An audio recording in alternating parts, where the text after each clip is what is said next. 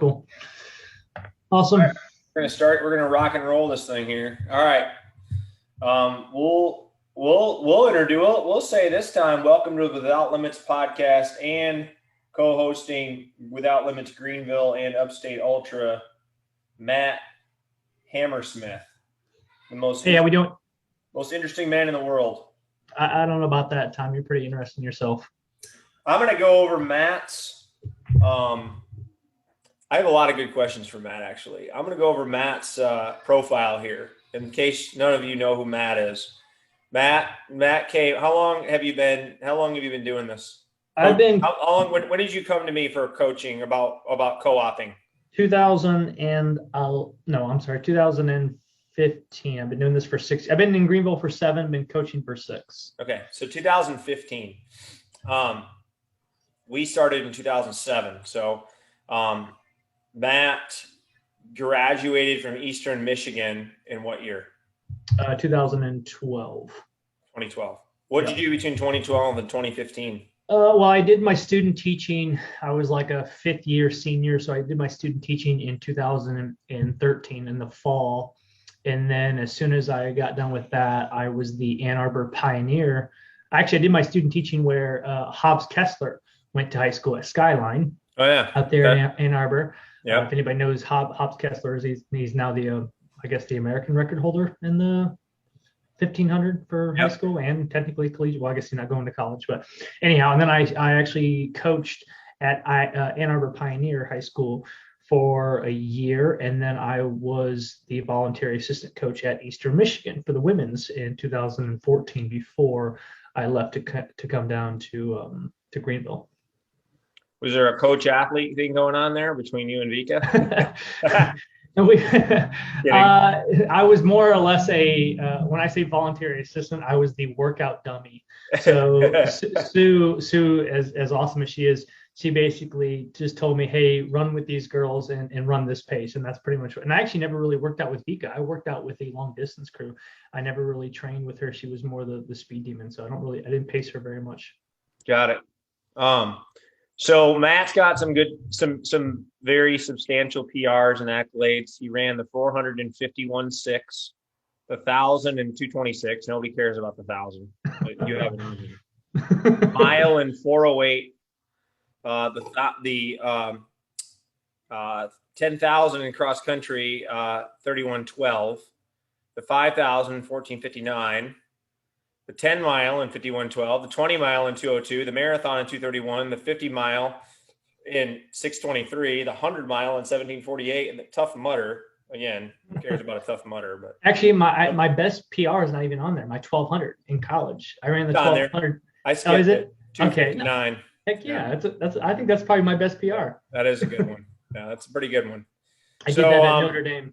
What's funny? So. We're naming this podcast Eastern Men, why we are the way we are. So, you can bomb me with questions too. But I basically went to Eastern from 2001 to 2006 and got the nickname Ace. And so, several reasons for that. But the main reason was I got up on a table in the movie Ace Ventura was on TV, and I got up on a table and proclaimed myself Tom Ace when he does that in the movie, So all the guys were in River Rain, and which was our apartment complex, and that's how that kind of came about. Whether I was of age drinking is another subject, but so 2001 to 2006. That was the early years. I had a blast at Eastern. It was some of my favorite memories of my life. I actually never went to school with Matt. Matt came in 2007, right? Yes. You were a freshman in 2007. Yeah. So I came back and visited it a couple times, and I heard of Matt, and I remember when I came back, somebody said, "Dude, you got to meet Ace 2." I'm like, seriously? So how did that come about? Well, I think a lot of the guys, when I obviously I was there from 2007, 2012. I think RP was the one that really made the connection for me. He's like, dude, you're Ace, man. You're like, I'm like, I don't know who Ace is. I don't know who Tom Clifford is. This means nothing to me, but sure, I'll go. A changed man. Yeah, I'll go along with it. And I just kept hearing stories about, Tom and Ace. And I heard you used to, I don't know if it's true or not, but you used to wash the windows at Buffalo Wild Wings for free wings. Is that true? Did you used to like get paid to kind of wash their windows? Yeah. The story of that is this guy, Joe Funk, who was the guy I worked with at Barnes & Barnes Apartment Rental. I did construction, landscaping, maintenance, and we would go to lunch at Buffalo Wild Wings almost once a week, every Thursday. This is when the Pistons 25-cent wing day. Yeah, the Pistons and the Red Wings were really good. This is downtown Ypsilanti. And Joe did the windows. And he goes, hey, man, if you help me, I'll give you half my tab. So Buffalo Wild Wings had the window washer tab on file. And they started window washer 1, window washer 2 for Joe and I. Joe eventually gave it up, and I took it over. So the bar tab was $40, and it rolled over every week. They needed the windows washed every week. They had all supplies there. It's actually how I learned how to make really good chicken thighs too, is I went into the back and I got the supplies, and I saw how they shook the chicken thighs in this bucket, and I was like, damn, that's a good idea. So I went out and I washed the windows, $40. It took me 45 minutes inside and outside. And every week that tab would add up. So at the end of the month, or every 2 months when we all went to Buffalo Wild Wings, I had $300 to $400 in the tab. I mean, dude, it was awesome. I mean, there's a lot of things we could do with that $300 to $400. Like, there's some nice looking women over at the table, buy them around shots, bought the team beers, wings. I mean, hey, so that was that story. And that was, for a college kid, that was a great job. Yeah. So the first time I ever actually met you, it was Great Lakes Relay, greatest race known to man, a 10-man team over 3 days running across Michigan. We had probably the best, actually, I think the record still stands. We averaged over 296 miles. I think that the 1 year the length was, we averaged just over 5:30 pace. That was our team. Awesome. We had a fast team that year. And we got to the beach almost 2 hours ahead. We actually got to the beach before the officials. We got to the beach before they were setting up the party. We were there probably 2 hours before the second place team. So we get there and I'm like, well, this is kind of boring. We know we're going to win. We got one guy, he's James Hughes, was doing the beach run. And so we're all sitting there and we're drinking beer on the beach. Nobody's here. And all of a sudden this vehicle pulls up and a guy gets out and he puts on a wetsuit, starts running towards us. We're like, who is this guy? And sure enough, it was Tom Clifford. He runs past us, says hello for 3 seconds, jumps in the water and just swims, and we never see him again. We're like, what? What just happened? He's like, well, I'm training for this Ironman down in Wilmington, and obviously you were living down there. I had no idea who you were, what Wilmington was, what was. Yeah, we were in the relay that year. Yeah, you guys were in it. You guys were taking it super serious.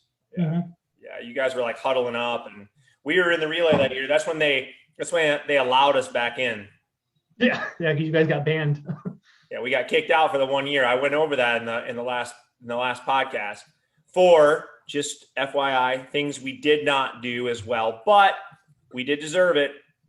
And then we had won several years, and I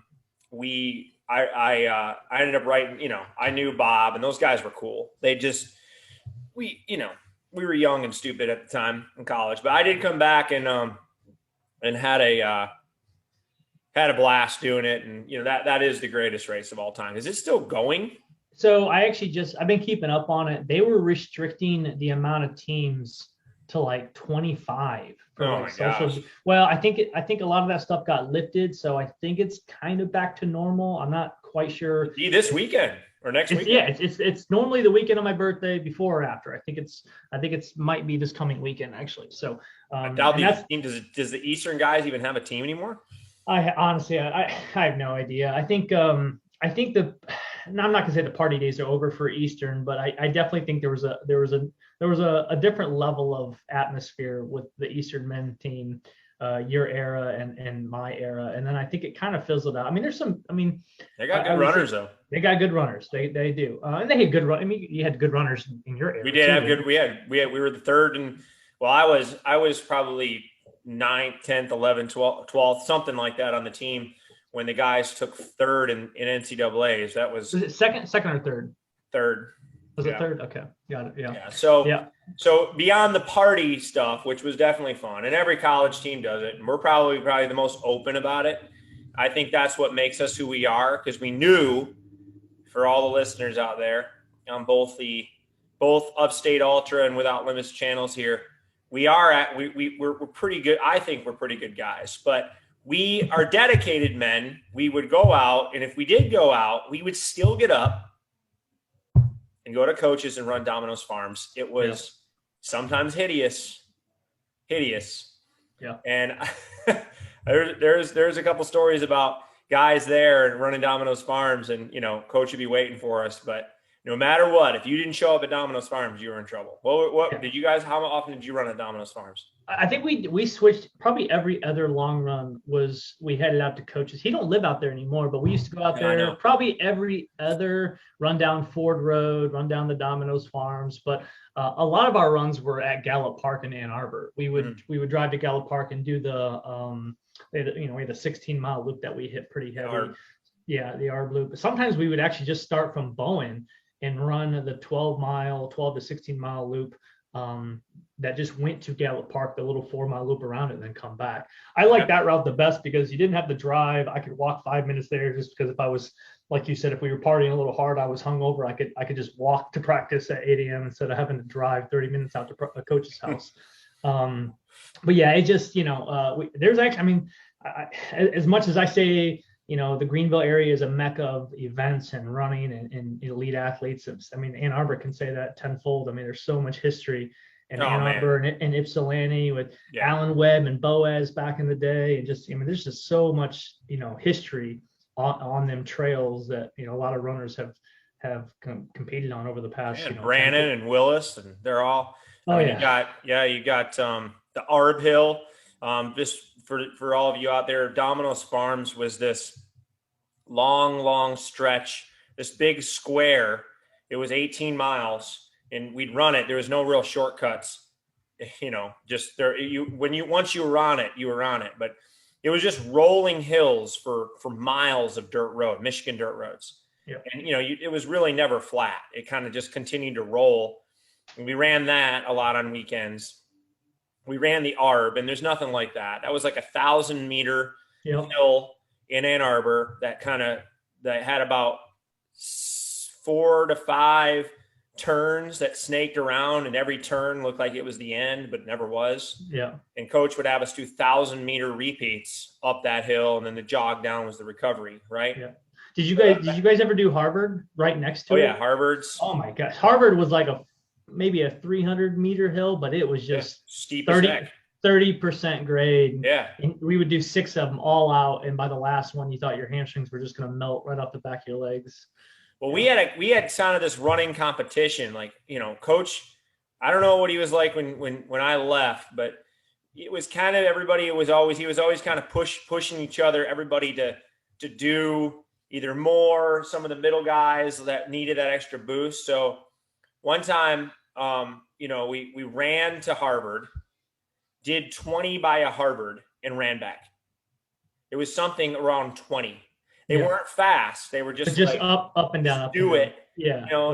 And a hill that steep, it doesn't matter. Dude, I mean, it was, you couldn't, you got to the top and you were just like, you were out of breath no matter what. But and I know, like, I don't know who has the record over there, if it's Willis or Alan Webb on how fast somebody did a Harvard. I don't even know that answer. I know Boaz and Webb used to race up the ARB, the 1,000-meter ARB, and I know there was a time out there that was something ridiculous. I wanted to say it was like 250. It was like, it's like 430 pace, up this 1,000-meter hill. And I think I ran like 3:05 at one point, but that was pretty much it. We used to do King of the Hill a lot on Roosevelt, closer to campus. Mm-hmm. And that's kind of how what I liked about JG was he never really assigned mileage on our easy days. He would be just like, all right, whatever you feel, this is what we're doing this weekend. This is, we're racing, we're training long run. Here's our workout on Thursday, whatever. So our easy days were kind of our own, but on the days we would do King of the Hill, it just was, all right, we had 35 guys on the team, and we go out there and you run up the hill, and the last guy to finish, he was out. He would just then run and do the hospital loop and then go back and then watch. And then you would run back down, run up, the last guy to finish, he was out. So you had to do like 35 by Roosevelt, which is a 400-meter hill. So you're looking at an 8.5 to 9 mile workout, and it was just just miserable. So yeah, I remember. He definitely liked his athletes being competitive even in practice. Yeah, there were positives and negatives about that. I mean, what would you say? What do you think things that happened at Eastern? Maybe one of your top two things that you took away from there that you've brought to Greenville. I mean, everyone has a different experience, I think, running at that level. And when I first entered the team, I had Corey Nowitzki, I had Josh Karanja, I had Joshua Perrin, I had Neil Naughton. I mean, I had guys that were running sub 15 in high school, NCAA All-Americans. Jordan Deslis was like just leaving, so we had Olympians, people that were going to the trials, being finalists. So I was looking at them like, oh my gosh, I'm a walk-on.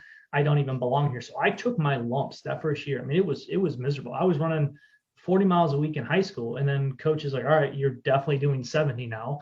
So, I mean, I was just sore all the time. I didn't think there was much progress. So, but I was still competitive. So I almost felt like at the very beginning, the competitiveness probably broke me down a little bit, almost too much. But I think year 2, year 3, I was kind of like, okay, I was kind of getting a hang of it. And I think most programs, when you're a walk-on redshirt freshman, you're not really expected much of you. But I think at Eastern, it was like, it doesn't matter if you're the last guy on the team or the first, every spot's available. So you just got to fight for it and earn it. So I think it was good to have those competitiveness between teammates. But at the same time, by my 5th year, when I was running, all my PRs, and I was, close to a 4:10 mile, like I was kind of like, I don't care what these guys are doing on the recovery runs. I know what I need to do.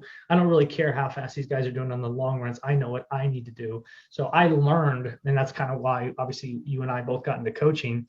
We took what we got from JG and from our years of high school running, or even post high school or post collegiate running. We learned from our mistakes, and we learned from what was good, what was bad, and I think we applied them to our coaching nowadays. So I took, over the first 3 to 4 years of working with JG and high school coaches and watching other runners on the team, I took what was good and bad out of everything, and now I try to apply it now.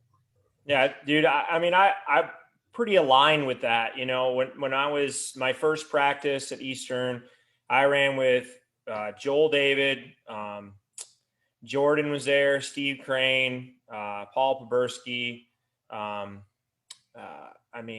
Desgrange, Matt Weirman, all the older guys that I still remain, friends with. That was when I was a freshman. Those were the older guys.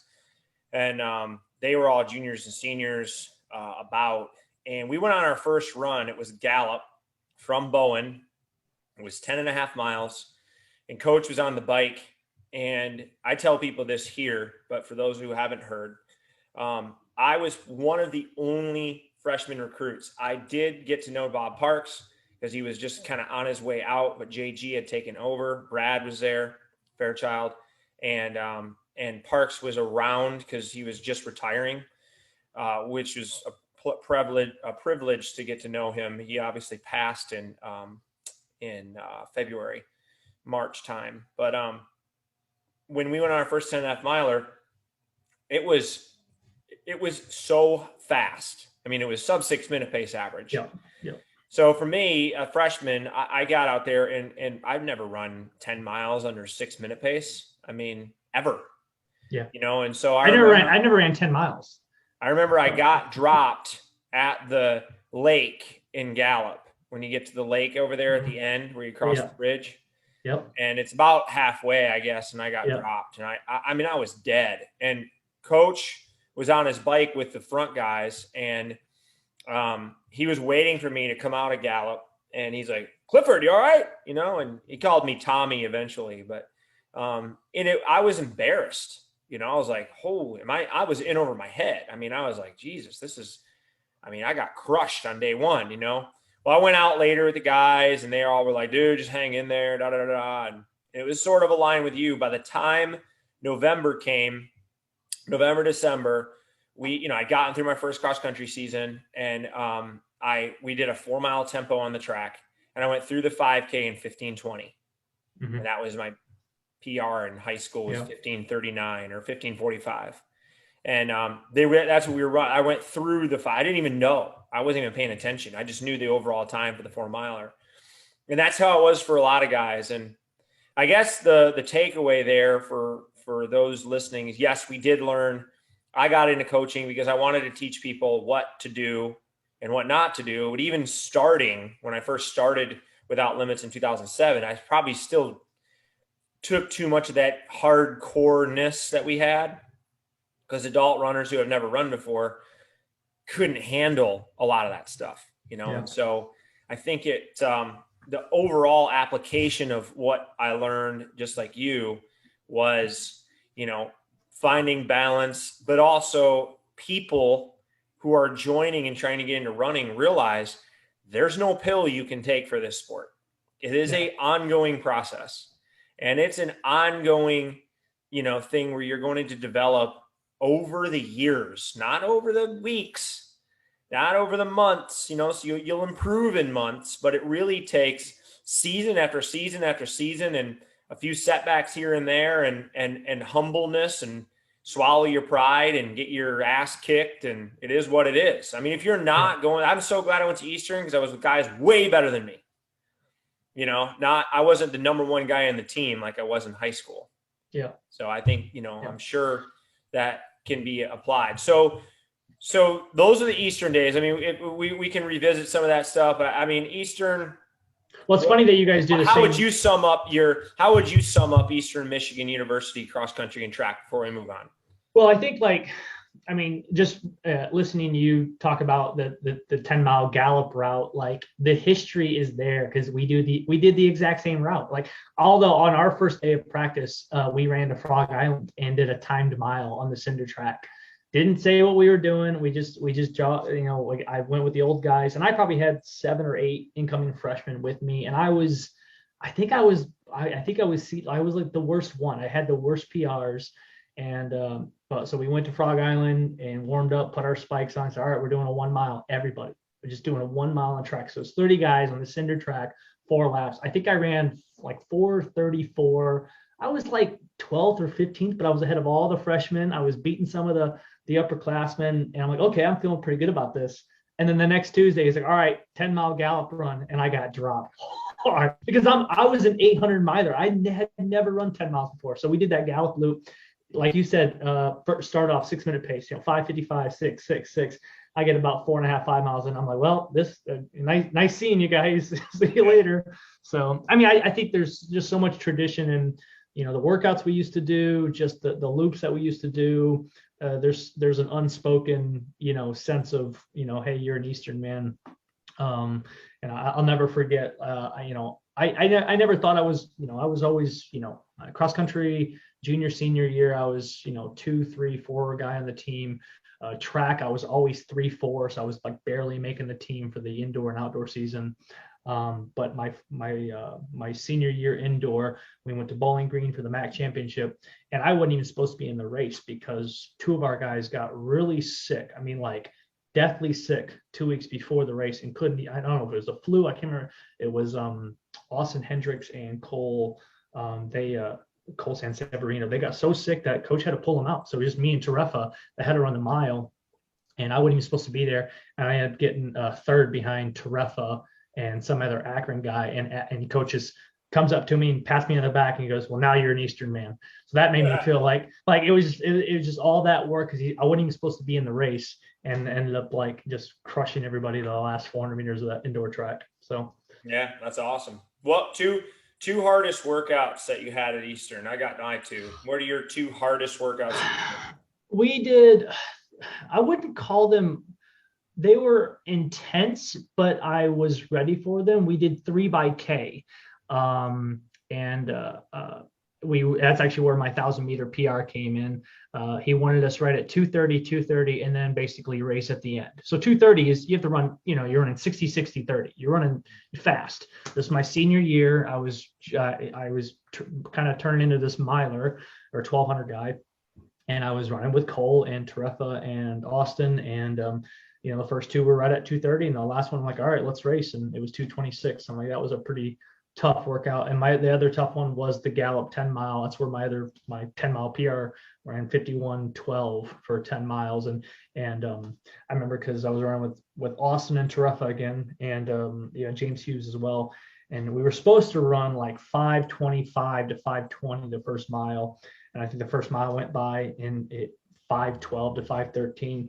And he says, coach just, he's riding his bike along next to us. He's like, well, you guys screwed up. Might as well keep going. So we ran, 5:10 to 5:12 every single mile after that. And then we just started racing the last 4 or 5 miles once we got up out of the park. Yeah.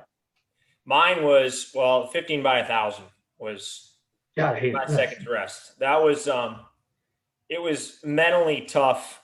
It was mentally overwhelming to hear that you had to do 15 reps of 1,000. It was a long workout. So, we met at 3:30, we jogged 3 miles out to Bowen. We did the 3 mile Ypsi high school loop.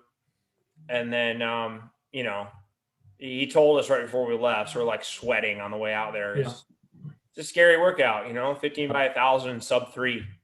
I hated that he told us to work out before the warm. I would rather just do the warm up. Yeah. Tell me what I'm doing when I get there. That way I don't have time to sweat it, I hated that. But that was one where you got to 8. You've already done 5 miles of intervals. Yeah. And you got 7 to go. You got 9.3 mile workout. It was tough. Sometimes I'd hit it and sometimes you wouldn't. But yeah. Then if he said like 30 by 200, I'd be cheering. I'll take that workout. Yeah. And the other one was on the indoor track. I was going to say the 4 by 400 workout where the McMullen and those guys did that workout all out 4 by 400 with 7 minutes rest, which was difficult, but it was still a 400. So like a 400 it's mentally, I don't know. It's hard to debate. It's physically just your legs are just done. Yeah. But still, I say that the mental was the hardest for me. So 5 by a mile with 90 seconds rest on the indoor track at 5K pace. So 4:40 5 times with 90 seconds rest. Just. Still, I could never do the 4 mile tempo. I probably bailed. I probably did that workout 15 times. I think I finished it 3 times. I never could make all 4 miles. Because it was like, you just have to maintain pace. You're running with the team. And I would fall off the back every time we did that tempo workout. I hated it. I freaking hated it. But on the indoor track too. I think it was just hard because every workout was almost a race. And that was where I kind of went a little coaching now. I don't allow that. I think that we raced. And you can't look back and look at the results and say that things were wrong. I just don't think that for a guy my size, I could handle that much racing and workouts and the mileage, and that was where I think I've changed now a lot. Well, I know I've changed in the last 8 years. Is just, I slow down a lot more on my easy days, and some guys didn't have to do that. But if you look at Boaz, like he used to start his runs at 8-9 minute pace. We used to call it the I don't even know what we used to call it. Do as the Kenyans do. That's what we used to say. Slow, but so how did you get, one more time, Ace 2? How did you never answered that? How did you get that nickname? They just basically said, you remind me of Ace. Like that was it. Like just even with that goatee you're rocking right now, like that's pretty much. It's pretty hideous. Yeah, I thought it looked okay at first. Now it's pretty hideous. Yeah, I think it was just the intensity at which we approached track and field cross country racing it was all the intensity. It's just, which I think if you have a passion for it, you're of course you're going to be intense. And there are some guys that were just there on the team that I just thought, why are you even doing this? Like, it doesn't look like you're having fun. It doesn't look like you're enjoying it. And I mean, not that we had to enjoy it all the time, but at least it was a challenge and we accepted it. And if you're going to be on the Eastern team, you have to be intense to accept some of them challenges. There is intensity. The intensity, I think, in the coaching world has made me who I am. The Eastern, the 5 years there, really molded me into, definitely somebody passionate and understanding what drive and competitiveness and, sacrifice and determination was. And there are so many things that came out of it. And then I think being in business is very similar, because in the business world, you have to have that same sacrifice, drive, determination, also in competing, staying competitive. So you got to Greenville, we hooked up, you called and you're like, hey, I want to do this.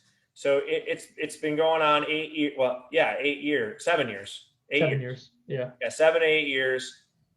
You've gone from, coaching, but now, you've molded into this, directing races, which seems to be a lot more of your passion. Not that coaching isn't, because I think that, you're still coaching and doing your thing and guiding people, but tell the audience your story, exactly what you do in Greenville, how, your different realms of your business, because you and I have talked about this internally, so I know the answer, but you've got Without Limits, which to you is the coaching division there. Mm-hmm. You've got the Greenville Go Green events. Yep. You've got an upstate running club, and you've got Upstate Ultra. So kind of 4 entities. How did that all transpire, and how do you look at those together and separate? Yeah, I mean, a lot of it kind of came about this past year. We can go back from the beginning, where obviously I approached you. I said, hey, I want to coach. I've been coaching for 6 years now.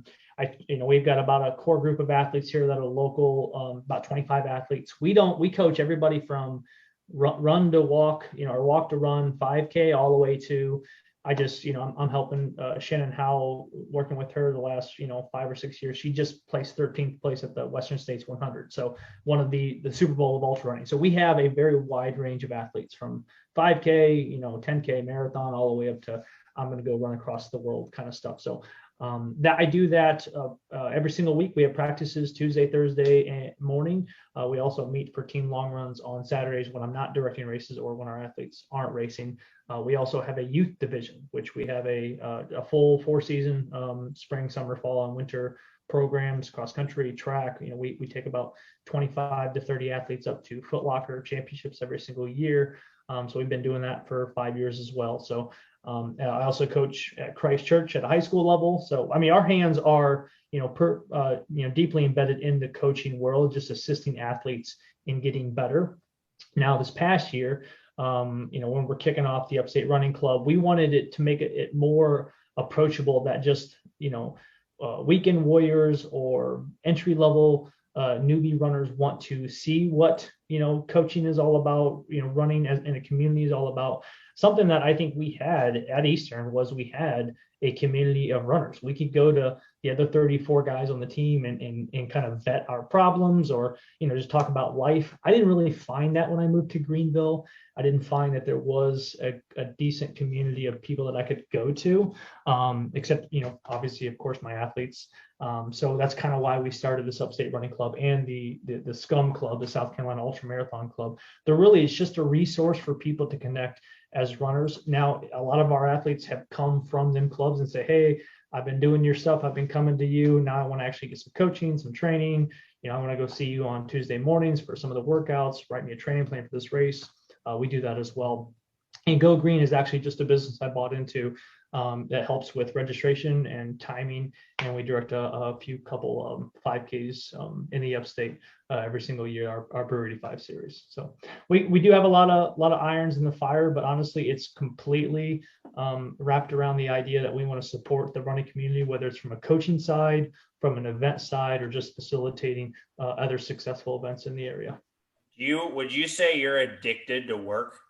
Uh, yeah, but I will say I'm turning 34 on Thursday in a couple days. I am going to start. I'm trying to find a systematic way of slowing down. I want to delegate some of these events and timing duties to up and coming people. It is hard. It's hard to find somebody with passion that wants to. That I mean, you know, it's hard to find someone that you can give your baby to and say, hey, you need to have the same passion and personalness with this business as I do. It's impossible to find. So I'm kind of hoping out in a couple more years, some people will be able to step up here in our area and say, hey, I'd like to help out with the club, or I'd like to help out with some of your events, or hey, I'd love to be, we're actually still looking for a youth coach, somebody that wants to assist because we want to grow. I mean, I'm passionate about our youth program, so I want that program to be, 2, 3, 4 times as big, but we need other coaches to do it. So yeah, I am definitely addicted to work, but in the next 3 or 4 years, I'm definitely gonna, especially because my kids are 3 and 2. Once they get to the point where they're gonna be starting doing their own events, like I'm gonna be there. Like there's work won't be getting away with that. Yeah, I got Gracie, she's 6, and my daughter Lily is 3, and Grace already has swim meets, and I've made most of them, but it's they sometimes conflict, and so that it's definitely hard. I think that I don't even consider what I do work sometimes because I enjoy doing it. I enjoy staying ahead. I could always work, but I have over the years. I'm 38. Matt's 4 years younger, which we're going to get into that 400s workout in a second. Yeah. But it's I think that what we've done here with our events is just try to get the ones that we have and really keep them going the way they are. I'm very happy with the events the success of those events here. Of course, they could always improve and get more people, but what I like about your events and what I like about our events is you can shake hands with people and say, hey, how you doing? I know who you are.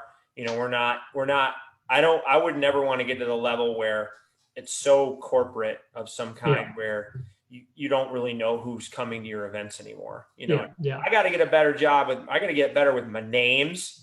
God, man, people come up to me and they'll tell me their name and I like it 3 times. I'm like, hey, tell me your name again. One more time. I got to I hate it, but because I just got to be better with that. But that's just one of those things where once you find your area that you need to improve and work on, you got to focus. Well, I think that's what one of our he was one of our club runners, and now he's one of the athletes I'm coaching for Chicago and New York this year.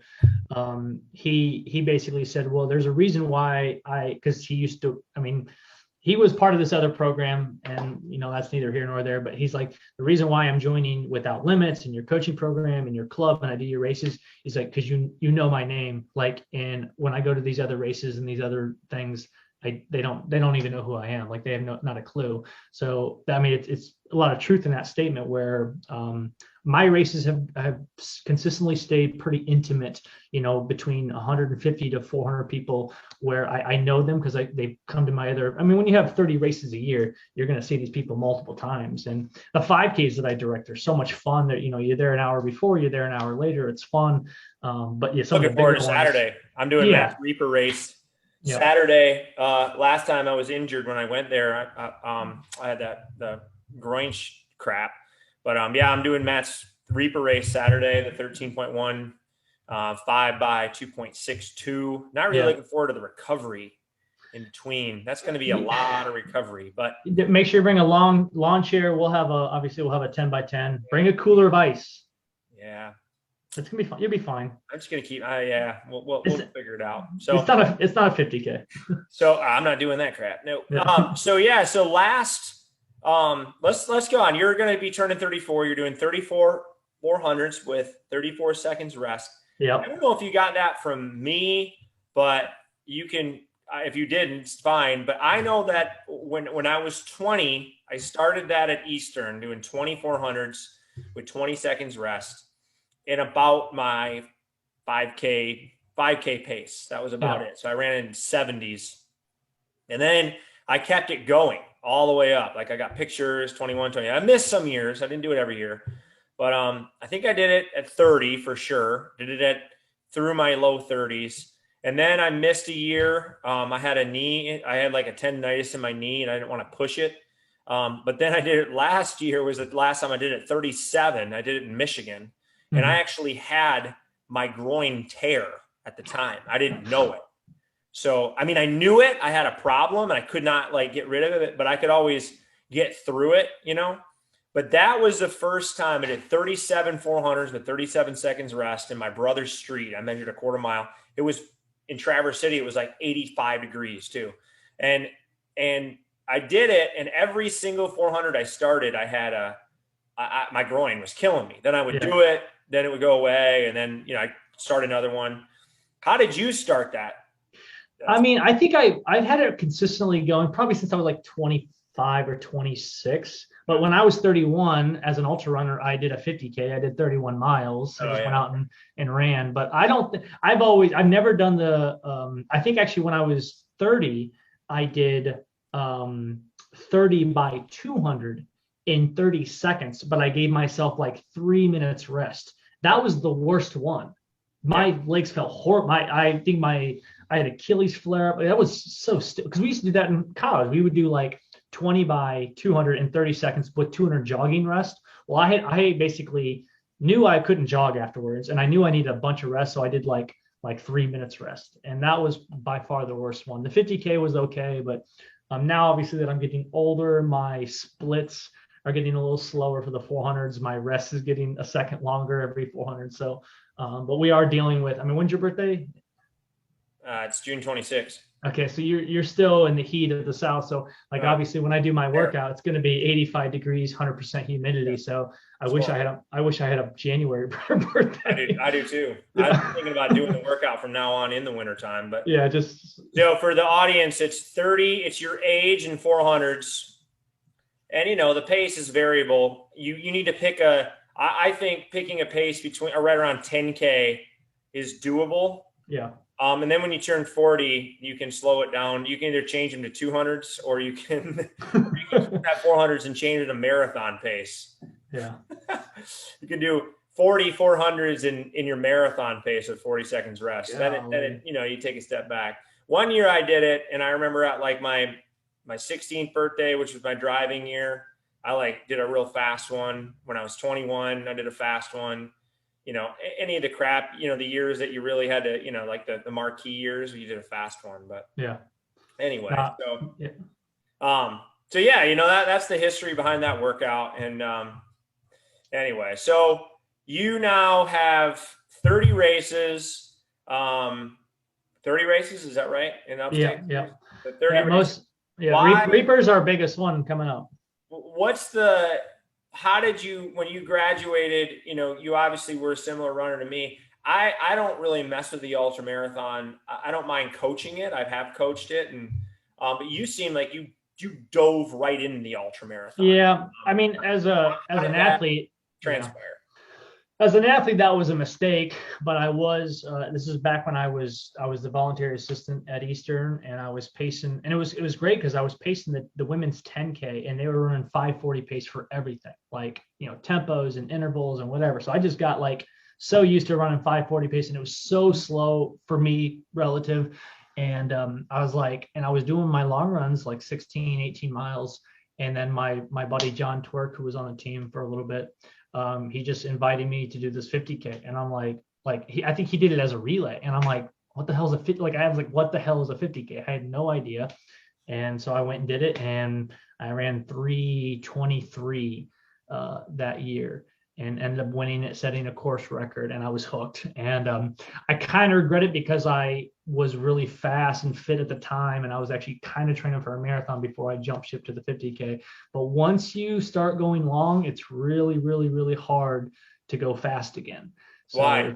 Because you're just training your slow twitch muscle fibers. When I was in high school, I could dunk my sophomore year. I was jumping 21:10. I was high jumping 6'3". I was dunking the basketball, and I was running a 51-second quarter. And as soon as my coach put me in the 800, and then the 800 turned into a mile, and the mile turned into 2 mile, and then the 2 mile turned into cross country, I can't even touch the rim anymore. Like it just, when you start training those slow twitch, you lose a lot of that pop, a lot of that spring.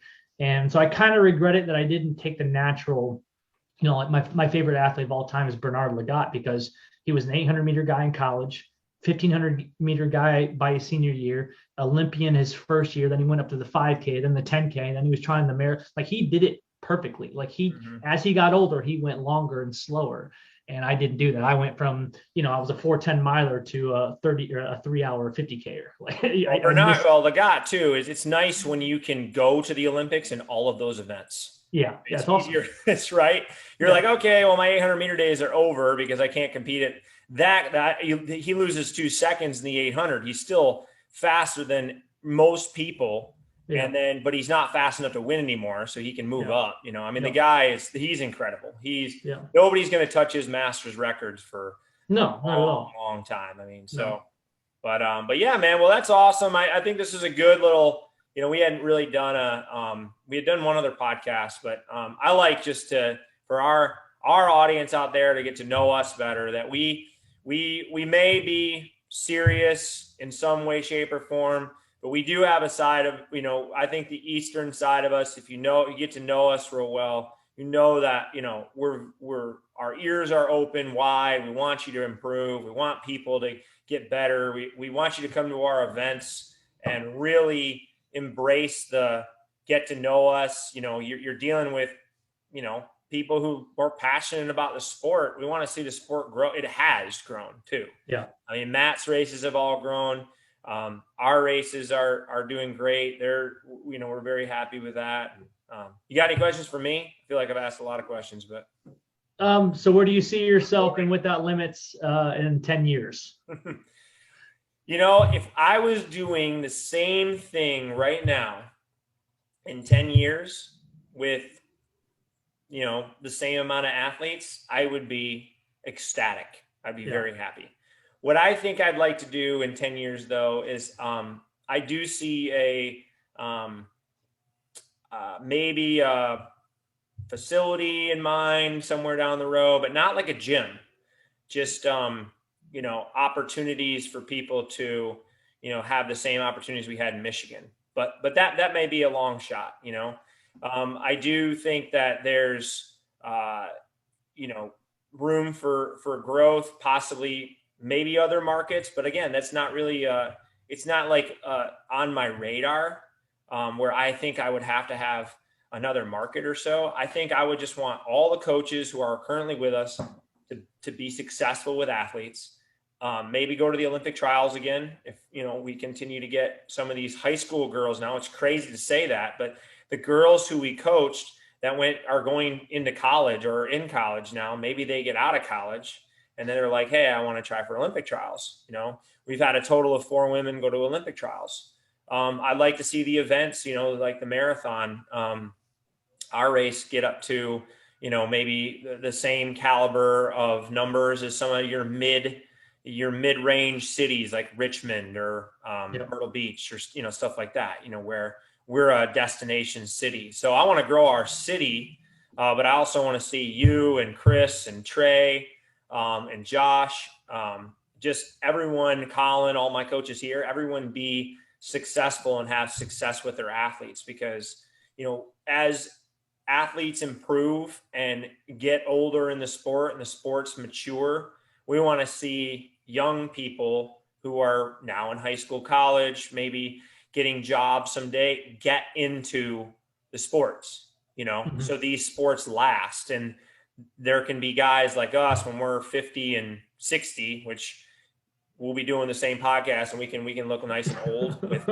full mustaches and stuff.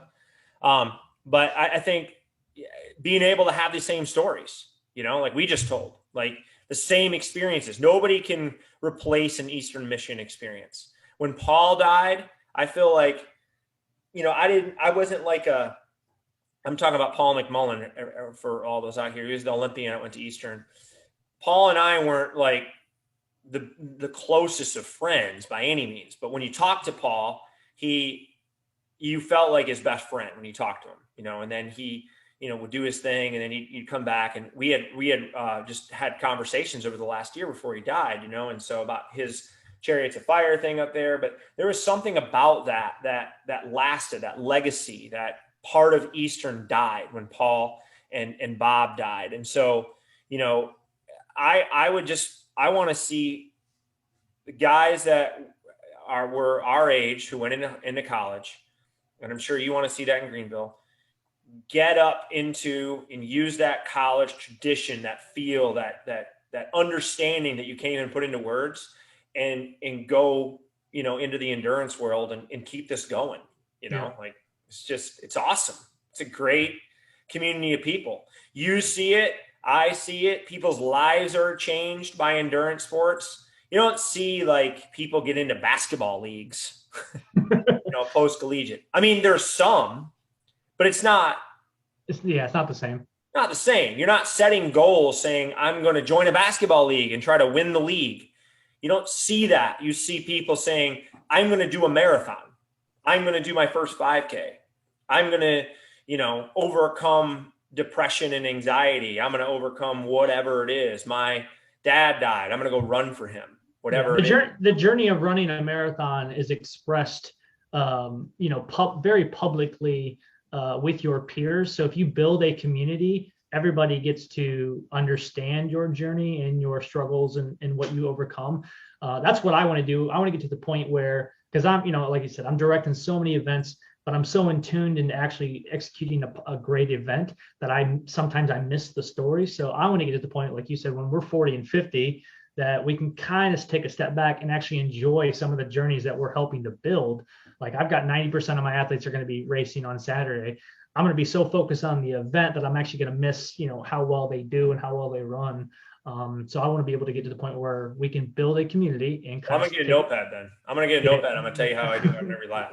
Okay, thank you.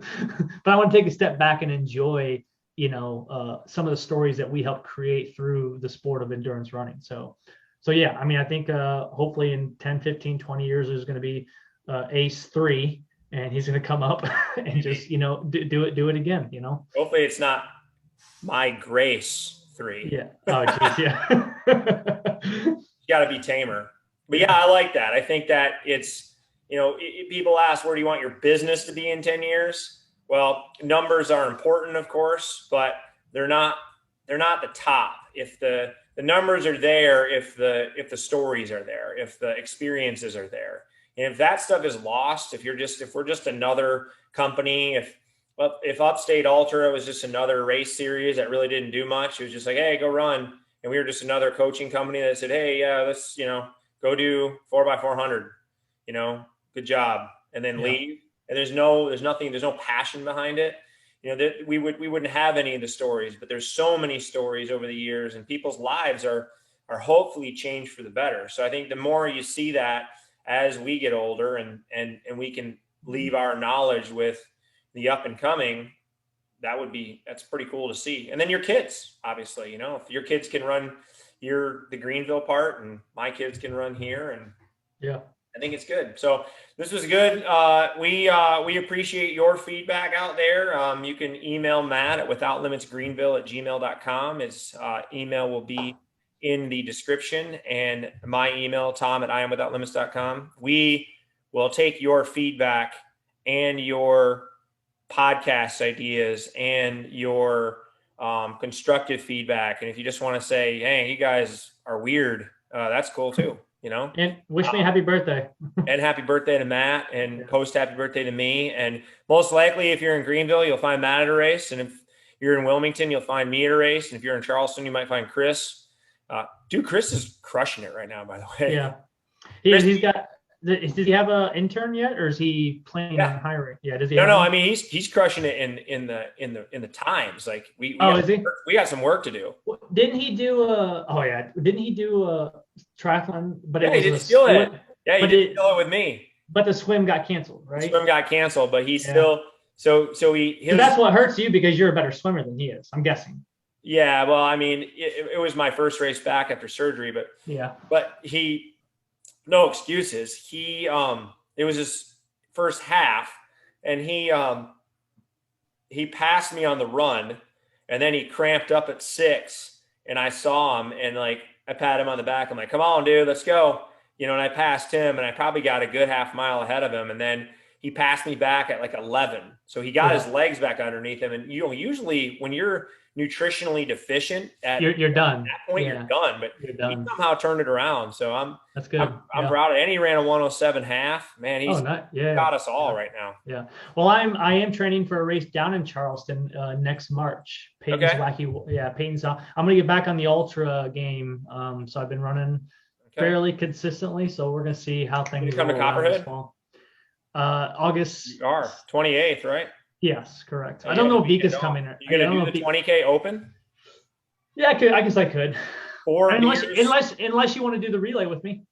I can't do the race. Jason, one of my partners, won't allow me to do the race. Okay. All right. I guess I'm going to do the open unless I find some 3 stragglers that need somebody. I want to see you do the 20K and maybe the beer mile before the 20K. Oh, beer. Did you have to drink 4 beers before the beer? No, come on. I can't drink 8 beers in 2 hours. It's not 2 hours. The beer mile's at 4. The 20K starts at 5:30. So okay, so I got some time. That might be pushing it. Yeah, that might be dangerous. I don't know if you can do it. Yeah. Well, I guess we'll have to see then, won't we? Yeah. All right, guys. All right, Matt. Hey, good talking to you. I'll see you Saturday. Yeah, for sure. Oh, bring that square. Oh no, I already have all that. Okay, I'm in. Well, I'm bringing a family, so if I get there, my race starts at 2:30. So if I get there like around 12.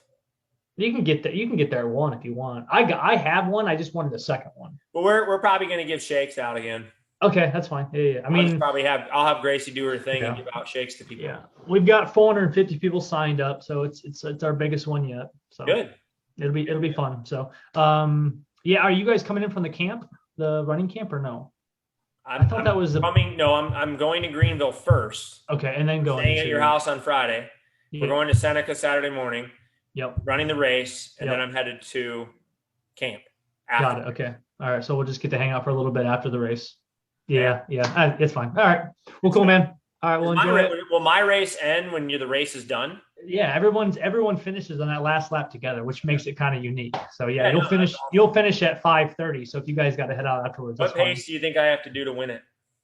I mean, definitely, I would say 5:45, 5:50 pace. I was curious.